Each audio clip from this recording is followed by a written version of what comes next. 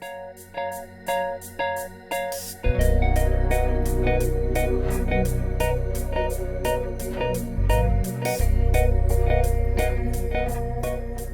guys, welcome back. Today we are joined by someone who I'm pretty sure is actually James Bond in real life.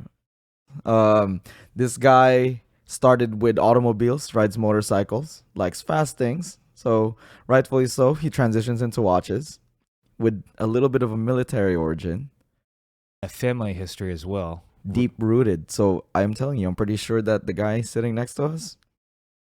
Welcome to the show, Don. Welcome to the show, and we want to get into talking about how you rebooted Vertex. Yeah, Don Cochrane, folks, CEO of Vertex. Hi everybody, and thank you for having me here today. So yes, my great-grandfather started Vertex in 1912. Before that, he started Dreadnought in 1902. Vertex did many wonderful things, but they're most well known for being one of the 12 Dirty Dozen watchmakers that provided watches for the British during the Second World War. What's particularly special about the 12 is that the other 12 are people like Omega, Jaeger-LeCoultre, Longines, IWC. So it's quite a nice club to be a member of. It's quite exclusive, actually. Very exclusive. Club. So can you tell us... Well, before that, what are you wearing? What am I wearing? I am wearing the M60 Aquiline, which is our dive watch. We just launched recently. It's a very technical dive watch. 600 meters water resistance, COSC certified movement, Swiss ISO rated case, anti-magnetic, molded superluminous dial. Yeah, it's a beast. All right. And I got the Norcane on, rocking the cane. Yeah, I'm wearing the Oris Pro Pilot X. We wanted to talk to you because there's a lot of brands at Windup that have no history to them.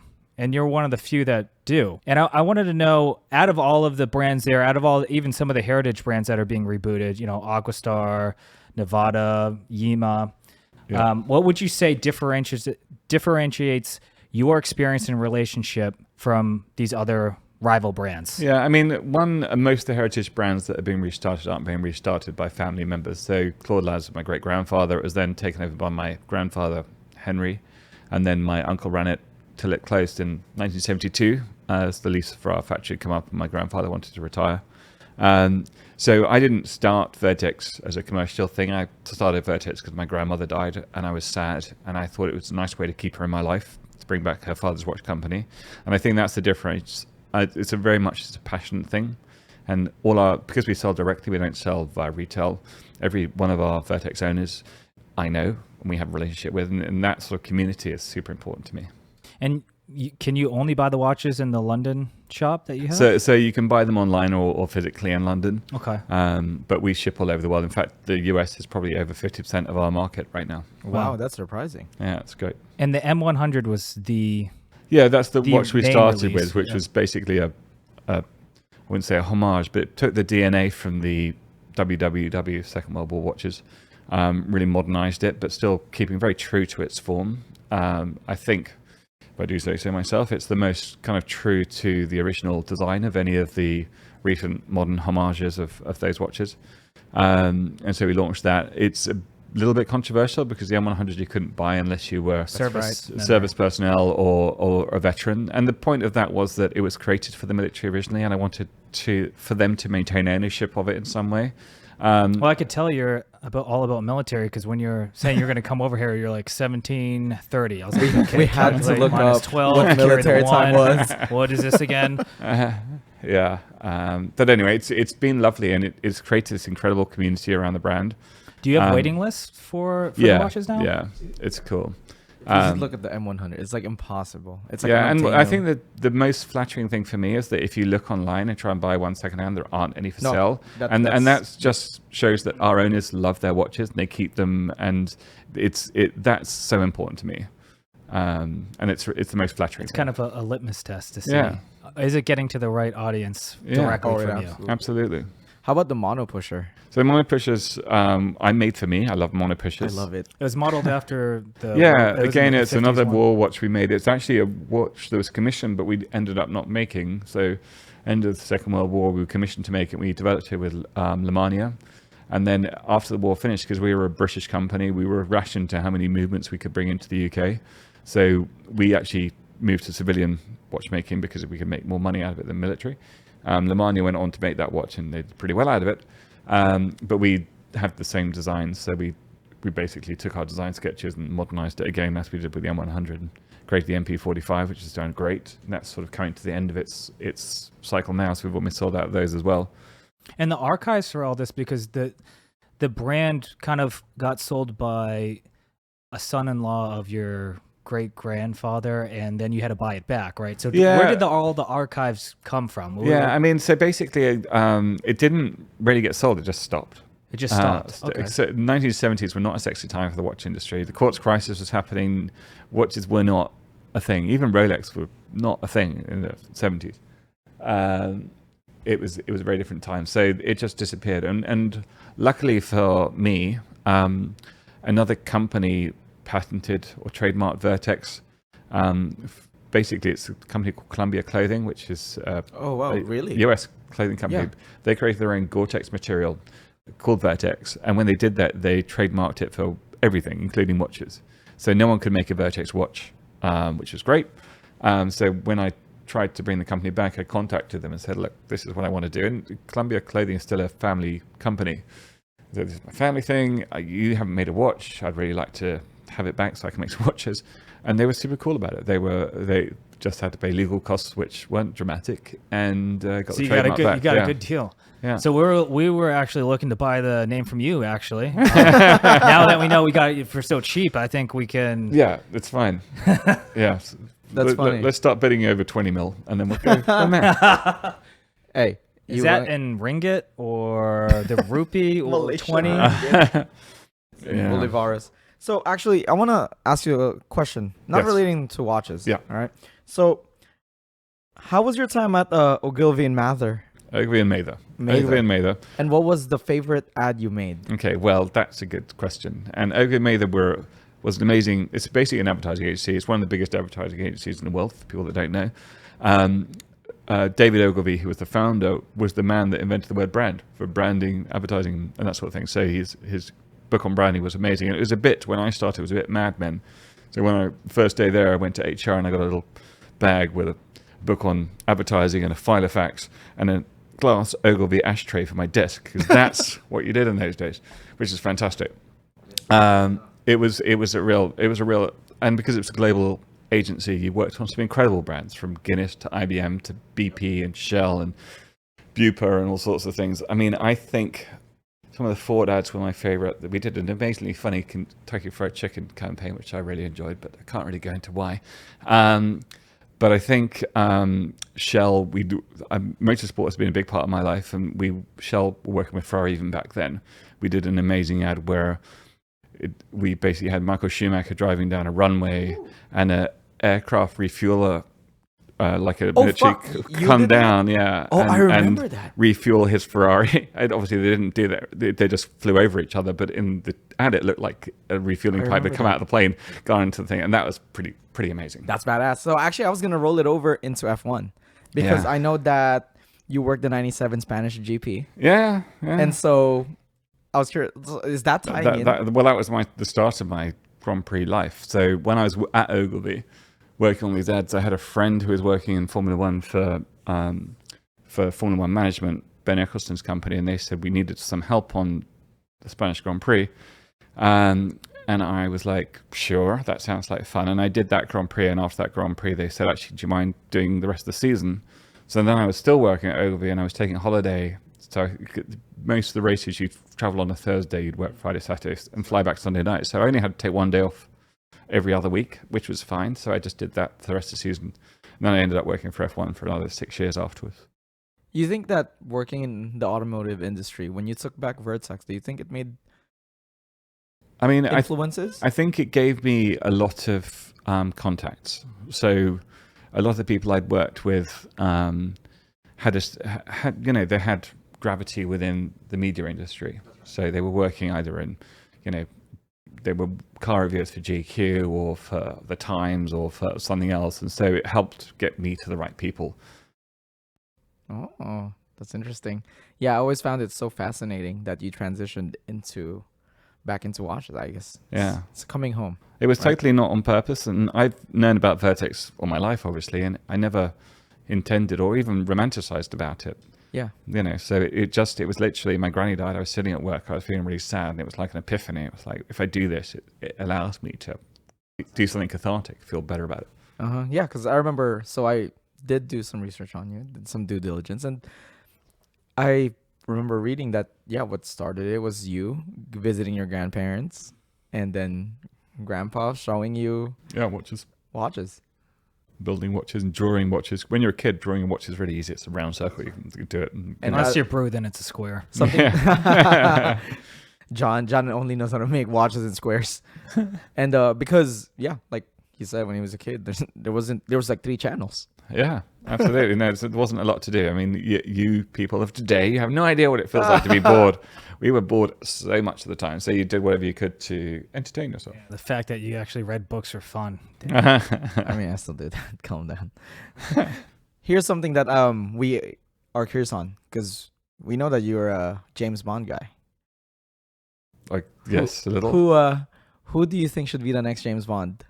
Well, it's a complicated question. It's really interesting. It's going to be so interesting to see what they do next. And I feel very, as an English person, I feel very close to James Bond. I take a certain amount of ownership over it. It's really hard because people are changing all the time. And it really depends how Barbara and Michael, the producers at Eon, want to structure the film. Whether they want to do a, origin story, if you like, and take him back to being under 30 or maybe just over 30. With the books, he's 36 in the first book. So I don't know what they'll try to do. And obviously the age they place him at, and I do think it's going to be a him, despite everyone going, it's going to be a girl. I agree with you. I think it's going to be a him. And so I think that really defines where that's going to be. So who do you think is the best suited right now? Just off the cuff. I mean, I really like Henry Cavill. I liked him in that.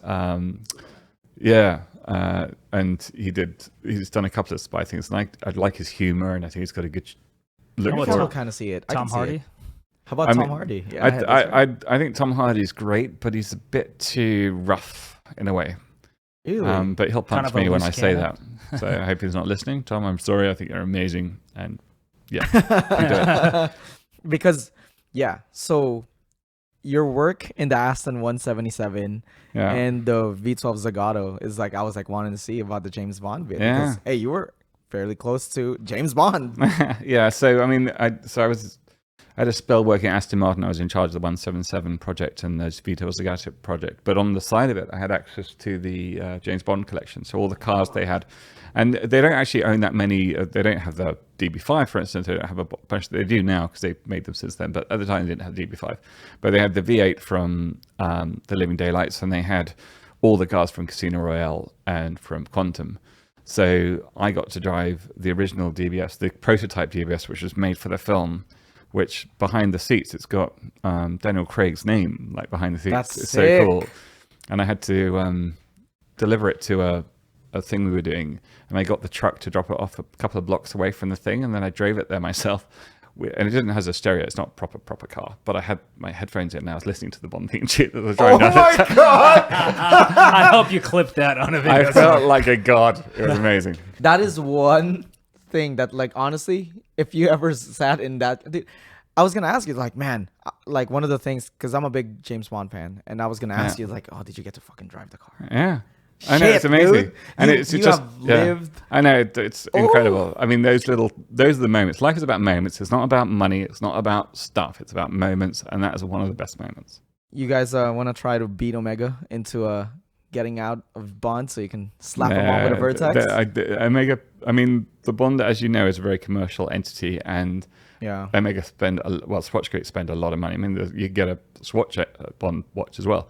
They spend a lot of money on being there, and I don't think we can quite compete with that. I'm pretty close to the Eon production team, so I tried quite hard to get one in somewhere, but it just wasn't going to happen.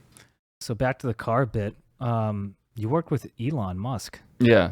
How was Yeah, I that? did What did that you do too. with? Well, before you have him go into that, let's have him go into the original, man, when you were at Think. Yeah. 96, when you had the first, it's like the first actual EV. Yeah, fully homologated electric car in the world. That's so I've done The a lot of things. quadricycle, It's probably right? very confusing First for your EV. listeners. So I was so when I was at Ogilvy, going back to Ogilvy had Ford as a client. Ford had bought Think, which is a Norwegian electric vehicle company. I left Ogilvy, blah blah blah. Life moved on, and then I was I just bought a house in central London, and I really wanted an EV because I remember these little EVs we had when I was at Ogilvy that Think had made, and they were really good, and you got to drive them around. They were like real cars. So then I basically created a relationship with Think, and I ended up working for them as sales and marketing director. But it was sort of stillborn. They hadn't developed the car enough, and because they were using a Ford's parts bin, a lot of the parts they developed the car with didn't exist anymore. So the Think didn't really happen. I spent a lot of time in Norway developing it, but it didn't happen. But at the same time, I realized that wasn't going to work out. I was at a car show and I met Elon, and he was like, "Oh, talk to me about electric cars." And at the time, he needed someone to have the knowledge that I'd learned. And so I did a little presentation, presented everything. They was like, "Cool, come and work for us." And so I was the second hire, in Europe for them. And got to work at Tesla at the beginning of what we call the Roadster years, when they had that latest release-based Roadster. And working on such a disruptive product was incredibly empowering. Just amazing to walk into a room of the heads of every big car company in the world and a whole load of legislators, and all the people in the room were quiet apart from me, because none of those car companies could say combustion engines were bad, because they all had combustion engines cars. They were developing EVs and they believed in EVs, but they couldn't say combustion engines were bad, and I was the only one that could. So it's amazing. It's amazing. He went from saving the world with EVs to going back to Martin to burning. Yeah, I know. It's a complicated story. It's a love story. I mean, you find yourself back in Bond. I mean, why wouldn't you? Yeah, but Elon was amazing to work with, and he is difficult to work with because he knows better than you and he knows more than you, and not in a sense where he knows better than you and he doesn't. He actually does. He understands things deeper than you do and broader than you do, and that's quite difficult to work with. But he was very inspiring, and luckily we're still kind of friends, so it's nice to keep in touch. I was going to ask you. Brendan had written the question, who is the most famous person on your phone? Well, Elon's probably the richest person on my phone. Yeah, right now the richest person in the world, yeah. So that'll work, whether he's the most famous. I mean, I guess he is. I mean, our right children now. will learn about him in school. Do you want to prank call him right now on live? Do you think he would pick up your call on a random time? If I did it now, he'd never pick it up again, so let's not try it. So you don't want to burn that for us? Yeah. I mean, it'll be hugely entertaining. I'm sure he'll find it very funny, but let's not do that. Okay, we'll go back to watches. Yeah, watches. Why don't we talk about watches? Yeah, we can go back into it for a little bit. Yeah. Can you tell us about how your watches are made? Like who makes your cases, assembles them? So we have a manufacturing partner in Switzerland that does everything for us. We kind of flirt between ETA and Sellita for our movements, and we've been very lucky with Sellita, who's developed a couple of movements specifically for us, which is really How'd you cool. convince him to do that? Oh, that's cool. Just lucky. Just lucky. Basically, for the mono pusher. That's when you called Elon and we're like, yo, I got to call in a favor. Dude, doesn't work like that. I don't think he cares, annoingly. I wanted to get a watch on the wrist of the moon man that they fired into space in a Tesla, and that didn't happen. That would have been so cool. But yeah, no, so they had an automatic version of the monopusher movement. They hadn't got a manual one, and I was like, I'd quite like a manual one. Though. Well, if you want a manual one, you have to order 20,000 of them. I'm like, yeah, that's not going to happen. And then about 2 weeks later, they were actually, we'd like to make one for our catalog anyway, so we'll develop it with you on this project. So I got to make one, which is super fun. Whoa! I see. That's something I had not read doing the research. That's awesome. Yeah, it's super cool. It's super fun, and it's just nice being able to work on it on that detail and kind of scope out how you can change the bridge and the most value you can get out of that movement. So with something like that, do you see Vertex moving into an in-house? No. I mean, realistically, I think at our price point, in-house, it doesn't matter to people as much as reliability and serviceability. And so I really like the fact that our movements have been tested. I mean, the ETA 7001 movement was developed in 1972. So it's very well known. You can take it anywhere in the world and someone's going to know how to fix it if it needs fixing. It's also very robust because it's been tested for that much time. Whereas I see people making beautiful movements, but they're very fragile. Oh, yeah. I mean, the idea of a tourbillon right now is ridiculous. It's like, bro, that shit can break. Yeah, and they're stunning. They're stunning examples of what human beings can create, and I love it for that. But if you want a watch, you're going to have to wear, and that if you knock it, it's still going to work, and that kind of thing. You don't want to. You want something that's reliable. It's a true tool. Like you. Yeah.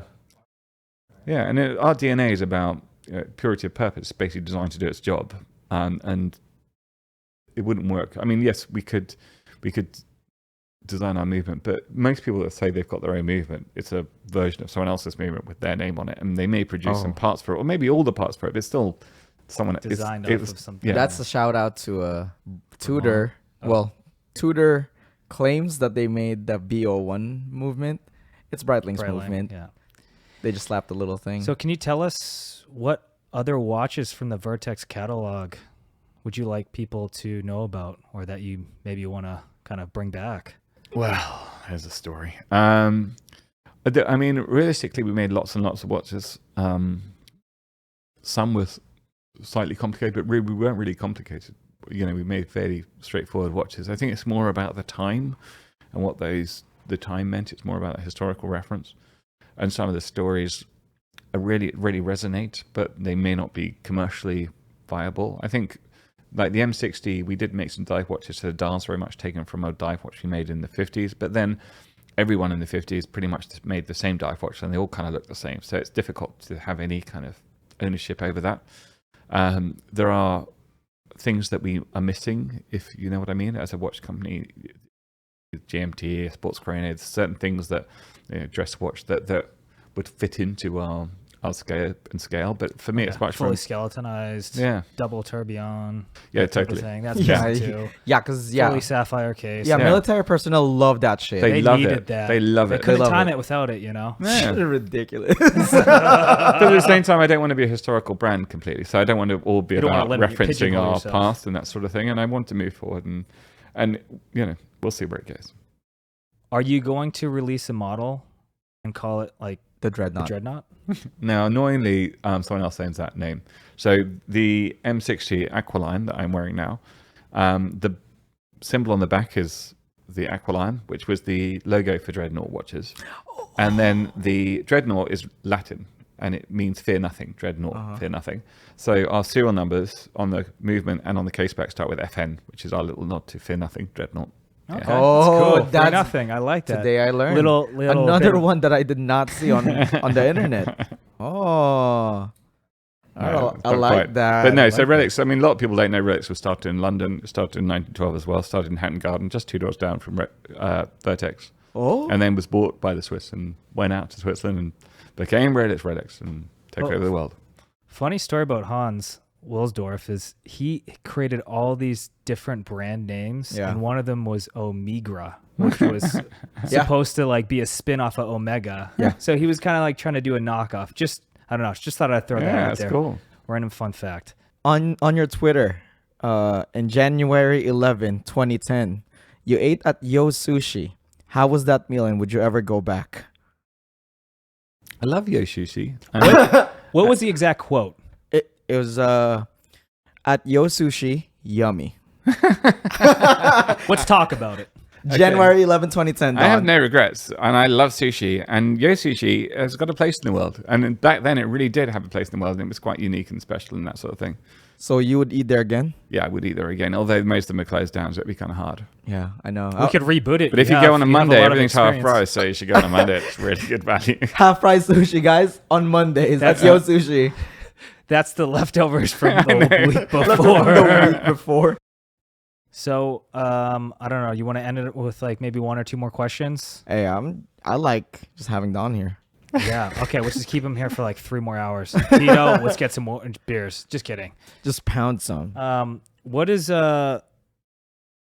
Actually, here, man. Please go. Are you all right, Brent? I've talked for like 20 hours. I feel Yeah. like we've had the same We're job today, all three of us. It's where we hard. just It's hard talked to tell you the this same exhausting. story over and over, Over and and over over again. That's why we try to not talk watches. No, and I really appreciate it. Thank you very much. I've enjoyed it. Oh man, it's been a blast to have you. Also, because we were just curious about some of these stuff. It seems so insane. Another question I have is, Don, are you hiring? And I would work for you. Yeah, I'll be your like a personal assistant that really doesn't do anything besides maybe make you laugh every once in a while, Thanks. and then I'll just follow you over. You go. Sounds like a winner. I'm in. And so for, I guess, back to lame stuff.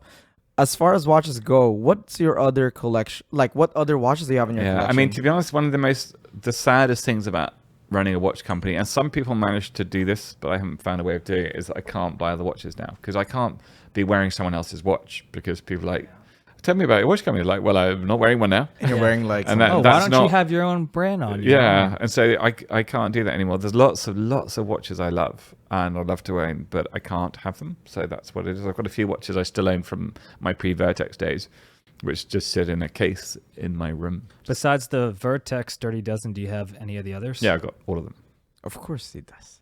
So when I started, before I started Vertex, or when I was starting Vertex, one of the things Vertex has done and all the press that Vertex has had is it's really accentuated the collectability of the Dirty Dozen. And the prices of the watches have gone up dramatically, especially the Granier, because there's so few of them. God. But People when are I bought asking- my Granier, it was £2,000. So it's expensive because Granier is not a man. particularly great watch. The current ask for it is 28 28,000. Yeah. 28 US. grand. Yeah. For a fucking beat up one in Yeah. shit condition. Because it was the worst of them. That's why they didn't make many.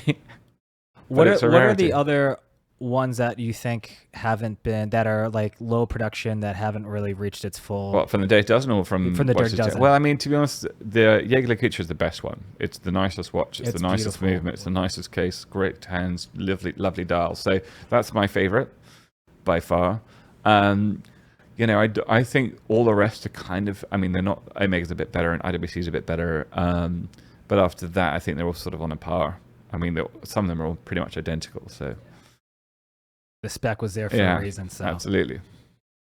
What's that triangle cross, right? Like it's that's the MOD sign. yeah. Yeah, so it's called a Phenom or broad arrow, and it basically means crown property. It belongs to the crown. It doesn't belong to you. So we got permission to use it on our watch as a historical motif. But you'll find that some of the other companies that have tried to do Vermont. who've tried to do they weren't allowed to use it. Just to So- let you know, Don winked at us. Just kidding. Because I mean that was just something I was curious, like, because like I know companies always are like, oh, like it's like after military heritage. You don't have it. Yeah, I mean, it was a really. I remember the day I basically had two designs, and I had to decide. Well, I had to say what we were doing, whether it was going to have the broad arrow on the face or not. And I'd written to the MOD, and they messed around, blah blah blah. And then I got the email saying, "Yes, you can do it." It's like, yes. Let's ask Amazing. them if we can get matching broad arrow tats on our butt cheeks. I know you can totally do that. You could do that right now. Yeah, I'll pay let's for go. it. Yeah, Let's I'll do it for you. All three at the same You time. might not know this, but Don I think knows how to tattoo, Yeah, I didn't mention that. I can totally do that. and it's funny. It's been a blast, Don. I've that really was enjoyed it. awesome. Thank you guys. I love that do we you have came here. Do we have like a ASMR? ASMR? Can we use your watch? So Yeah, you got in a our bezel show, on- yeah. in our show, we usually typically end the show Oh. with a noise thing. No, we end it with two. We have to thank our sponsor, and we have to thank, and then we have to do the ASMR. That's right. Who's our sponsor today? Is it Stella? Today it's Zach from Worn and Wound. Thank you, Zach. for Okay, cool. giving Was us it a Zach chance. or Zach? It was Za, I think, Silent C. Thank you Za. for being a great sport and Yeah, also and accessibility, letting us having into the family. There is no way that we But would have you're gonna gotten regret it now. Don sat down with us if it wasn't for that Za, event. yeah. It's been a blast. Thank you, thanks, Don. It's been a plus for me as well. Thank you. And very much. let's do an if you want to Don't hold just your that, yeah and do right that. up Just to the mic and bring just Wait a second. I can't get my angle on it. Oh. jackhammer. Okay, didn't think you were that type of guy. All right, see you, folks. We will see you next time. See you next time, guys. Thank you. Thank you. Thanks, Don.